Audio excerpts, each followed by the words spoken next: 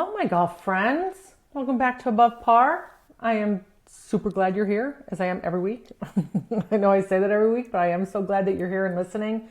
I really appreciate all the positive feedback and the notes that I get. I wanted to give a shout out to Natasha Hawes, who I had a privilege of talking to on the phone, and she's a big listener to the podcast, and shared with me on how big of an impact this podcast has made on her and her golf game. So I appreciate you sharing that with me and listening. And if anybody else wants to drop me a note or let me know some of the things that you found value in this podcast, I love hearing all about them.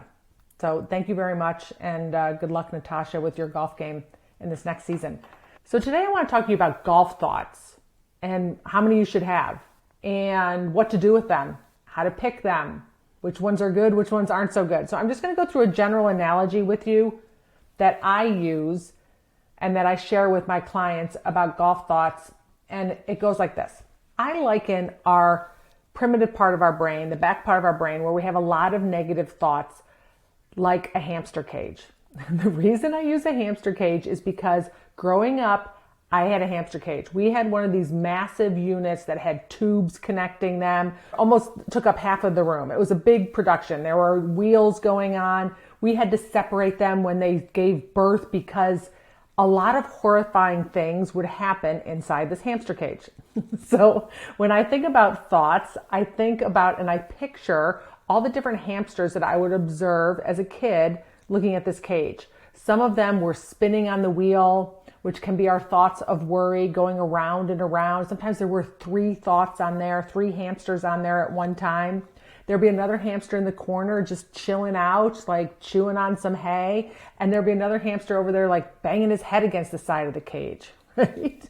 And then there were some hamsters that were eating their young, which we still do not understand what was going on with that one. And it was horrifying. So we can have these horrifying hamster thoughts in our head. Then I would wake up the next morning, I'd go look at the hamsters and they're all sleeping. They all looked so peaceful and so happy. But yet as a young child, I would poke the cage, I would shake the cage, and I'd wake up all these hamsters and they'd start running all over the place, doing all these crazy things. Right? Well, very entertaining. It is an analogy that I make to our brain. So hang in there with me as I talk about your thoughts being hamsters and see if you can stay with this analogy and this connection. So starting with the shaking the cage thing, when our thoughts are quiet, we go out and we think that we had such a beautiful day. Like I didn't have to think very much. I didn't have a lot of thoughts going on in my head. I want days like that all the time. The cage is quiet. The hamster thoughts, the nasty thoughts, the negative thoughts in the back of our brain are very silent. Then we go and shake our hamster cage. We shake our own hamster cage and create a lot of drama and chatter in the back of our head. We do this by making a big deal out of things. We do this by freaking ourselves out. We can freak ourselves out on the golf course about making a big deal about the out of bounds or the water or a score or people standing around a hole or behind a green. We can freak ourselves out about a big number. Right? And so the bigger the deal we make things, the more we are shaking our own hamster cage and the more negative thoughts / hamsters that we're going to have to deal with. I encourage you not to shake your cage. Let's not freak ourselves out because our brain is designed to create a lot of negative thinking. It wants you to go home into the cave, stay safe, watch Netflix, eat bonbons and cookies all day. That's all your brain wants you to do. It's designed that way. So to do that, it wants to scare you and warn you about all the possible things that can go wrong. So when we go, oh my God, there's out of bounds up there, or there's water, or I might miss the fairway, or I don't know how to hit this shot, you wake your brain up and it's like, yes, let me tell you all the different ways that things can go wrong. So we want to resist and limit the amount of times that we shake our own hamster cage and wake up all the negative thoughts. Now we have a lot of negotiating to do with our brain. There's much more work in there. We have to hear more negative thinking. We can think things have gone horribly wrong because we have all these negative thoughts. I'm telling you, no, all that's happened is you've shaken this cage. Now, if you are a person who is in the habit of shaking up your own hamster cage, waking up your hamsters, freaking yourself out, then they never sleep. They're busy and noisy all the time. We want to retrain those thoughts to become quieter, to sleep more, to be less alarmed. If you notice that you have one of these thoughts that is very loud, it's like a hamster that's been lifting weights. It's on steroids, right? And it has a megaphone and it's very loud in your head. You want to starve that hamster. Right? You want to keep taking the microphone away from it. You want to take the food away from it. You do not want to feed that hamster thought. Now, if you notice a thought in there that you like, that is a useful thought and that serves you, you want to feed it. You want to give it the microphone instead. Examples of this would be if you hear this very loud thought in your head about you're not very good, you suck at this game, you're never going to figure it out, you want to take that microphone away from that hamster and you want to give it to the one that's trying to say very quietly, but not louder than the other one, that you're going to figure this out. Your game is good enough. Keep going. Don't stop. So it's very important for you to understand that you are not your thoughts. Just because you have these hamster thoughts in the back of your head that wake up every once in a while, you are not your thoughts. And just because you have a thought, aka a hamster in the back of your head, doesn't mean you need to think it. You are not your thoughts, and you decide which thoughts to think. Right? So a different analogy, though I'm going to come back to the hamsters, is I was waiting for luggage at the airport. And there was the conveyor belt of all the bags going around. Of course, my bag was the last one coming out because it was the last one going in, and I already got a notice that it was going to be. So I was standing there waiting for all these bags to come out. There were tons of black bag. This god-awful blue fluorescent bag. If you own one, I think it's clever because you can find it, but it was a god-awful bag. And it just kept catching my eye. It must have went around 5 times. I was like, where the heck are these people? Why aren't they taking this luggage off of the baggage rack, the conveyor belt, right? So while I was zoning out, I just kept watching these bags and I thought to myself, this is like that loud thought in your head. All of these bags going around this belt are thoughts in our head. We have 60,000 thoughts a day. We only hear about 5,000 of them, though they can create results for us unintentionally. That's why it's always good to be curious, to find the thoughts that are back there creating results for us. But just because we have thoughts doesn't mean we have to think them. We can let them go by, just like luggage on the belt. We can let that loud, negative, noisy, fluorescent blue bag just go by.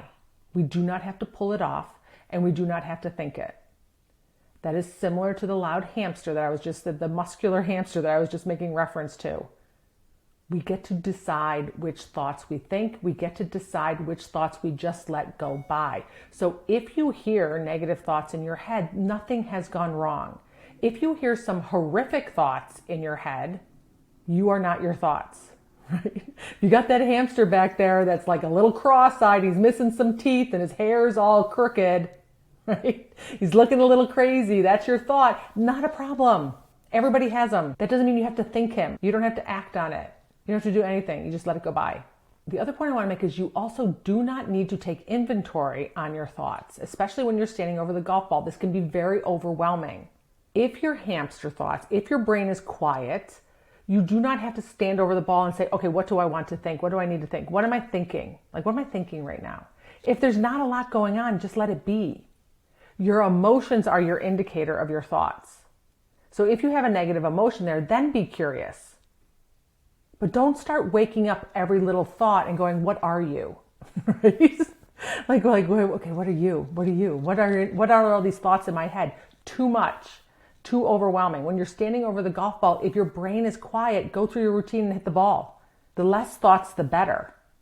So we don't have to overdo it. We don't have to create more work for ourselves if it's not there. Ideally, I would tell you when you're playing golf, the less thoughts you have, the better. That means the quieter your brain is. Don't go around poking those hamsters and waking them up and seeing like, are you going to work? Are you going to work? Are you going to work? No, just go play. But if you've shaken your cage and you have all these negative thoughts going on in your brain, you want to take the microphone away from that big, muscular, loud hamster thought, and you want to give it to the one that's more useful. And that's the work, constantly changing our thoughts. I don't like that one. That one's loud. It's spending a lot of time in my head. I want to give it to something else. The discomfort comes in changing our thoughts. Our brain doesn't like to change. That hamster, that big loud voice you've given the microphone to so many times, that's why it's big and loud and pops up all the time. You've overfed it. Your work is to start starving it, taking the microphone away from it, giving it to something else. And it's stronger, so it is going to fight you and pull for the microphone. You guys are staying with my analogy. You just got to be up for that battle, that discomfort. You have to stay persistent and consistent until it shrinks, becomes quieter, and becomes smaller. And the one that you want to think that serves you and is useful and feels better is getting bigger and stronger and louder. That's the process. I am constantly starving hamsters in my brain all the time. And I'm giving them to other more useful thoughts that I want to think that are going to create different results for me. And when that hamster thought comes up and I hear it, nothing has gone wrong. Doesn't mean I've gone backwards. Doesn't mean I'm doing things wrong. It's just still there. So to put this all together, we are going to have a lot of negative thoughts when we shake our own hamster cage, when we wake up the negative thoughts in our head and we put our primitive brain to work to try and keep us safe. If we consistently shake our own hamster cage, we set our hair on fire, we get very alarmed by things, then those hamsters, those negative thoughts are very big and heavy and fat and muscular in our brain. They're just noisy.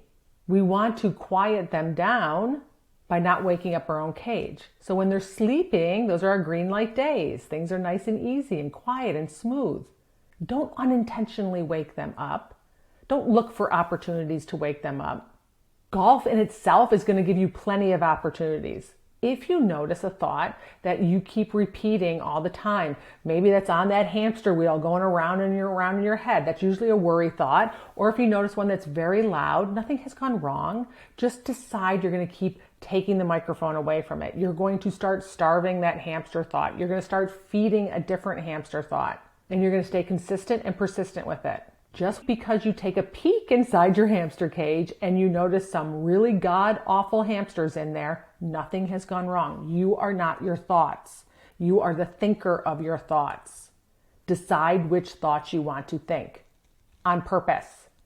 Think of it like being in a bus. And we want to think with the front part of our brain, our prefrontal cortex. This is where we make good decisions and we think clearly. We want that part of us behind the wheel, driving the bus, deciding where we want to go, deciding what we want to create in our lives. All the hamsters are in the back of the bus. We're driving along, they're sleeping, we hit a bump, a pothole, we wake them up, and they come in and try and take the wheel. We will not like where that bus goes if we let them take the wheel. Most of us go through life letting hamster thoughts take the wheel. Like, I'm crappy, I'm never going to be good enough, I should just quit. We let them take the wheel. Your job is to swat them to the back of the bus constantly. And unfortunately, it is a job that we have to do every day because of the negative bias of our brain. And if you're onto it, then it's no big deal. Oh, there comes this crappy hamster thought that is not useful, doesn't serve me. I'm not going to think it. Back of the bus. Back of the bus. Some days you got to sweat those hamsters to the back of the bus more than other days. That's part of it. Other days, the bus ride is very smooth and we go quickly towards our goals and the things that we want to create. Other times we're hitting lots of potholes and it's just a little bit more work. Nothing has gone wrong, my friends. All right, that's my analogy about hamster cages. Do not get your children any hamsters. They're terrifying little creatures. They got loose. Oh my gosh, they got loose in the house. My dad stepped on one. They can get flat, like underneath doors. They were everywhere. It became quite a thing. So I'm not a big fan of hamster cages. Thus, I'm using the analogy for our crappy thoughts in our brain. So I hope you found that helpful. Think good thoughts. Keep your brain quiet. Don't shake your cage. Don't shake other people's cages. Not nice. All right. Have a beautiful week. If I can help you, reach out to me at kathyhartwood.com. Talk to you next Wednesday.